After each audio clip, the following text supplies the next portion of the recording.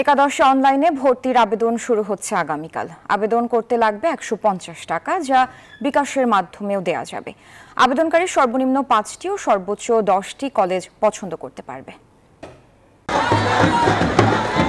এবছর এসএসসি পরীক্ষায় পাশ করেছে ১৬,৭২,১৫৩ জন শিক্ষার্থী। স্কুলের কোনটি পেরিয়ে এবার তাদের কলেজে যাবার পালা। রোববার থেকে শুরু হবে একাদশে ভর্তির আবেদন, চলবে ১১ জুন পর্যন্ত। ২৩ জুন প্রথম ধাপের নির্বাচিত শিক্ষার্থীদের তালিকা প্রকাশ করা হবে। এবার আবেদন নেওয়া হবে ৩ ধাপে। শিক্ষার্থীরা তো বটেই, সন্তানের কলেজে ভর্তি হওয়া নিয়ে দুশ্চিন্তায় অভিভাবকরাও।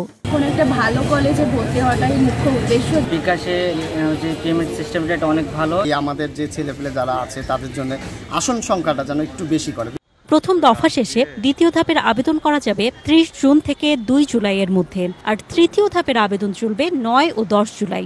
অনলাইনে শিক্ষা মন্ত্রণালয়ের ওয়েবসাইটে গিয়ে আবেদন করতে হবে। আবেদন ফি ১৫০ টাকা। এই অর্থ দেওয়া যাবে বিকাশের মাধ্যমেও। বোর্ডে যে ওয়েবসাইটটা আছে সেখানে আগামীকাল ওটা খুলে দিবে।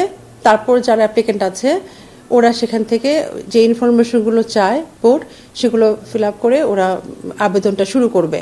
এই আবেদনপত্রের ফিটা কিন্তু তারা বিভিন্ন বিকাশ, অন্যান্য ভিসা কার্ড, যে কোনোভাবেই তারা বাসায় বসে এটা দিতে পারবে।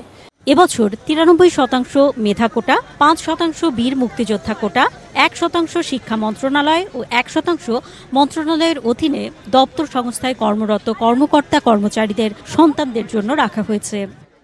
এখন যে অনলাইনে ভর্তি হয় সেটা আমার সময় হয়েছে, আমার ব্রেন চাইল্ড। মানুষ যদি রাস্তায় নামে তার একটা খরচ হয়, তার শরীরের পরেও একটা ধকল পড়ে। এটা খুশির খবর যে এখন অনলাইনে বা বিকাশ বন্য এজেন্সির মাধ্যমে, ফিনটেকের মাধ্যমে এই ভর্তির টাকাটা দেওয়া হচ্ছে। এটা বিরাট একটা সুযোগ। ভর্তি প্রক্রিয়া শেষে একাদশ শ্রেণীর ক্লাস শুরু হবে আগামী ৩০ জুলাই। অন্তরা বিশ্বাস, নিউজ 24, ঢাকা।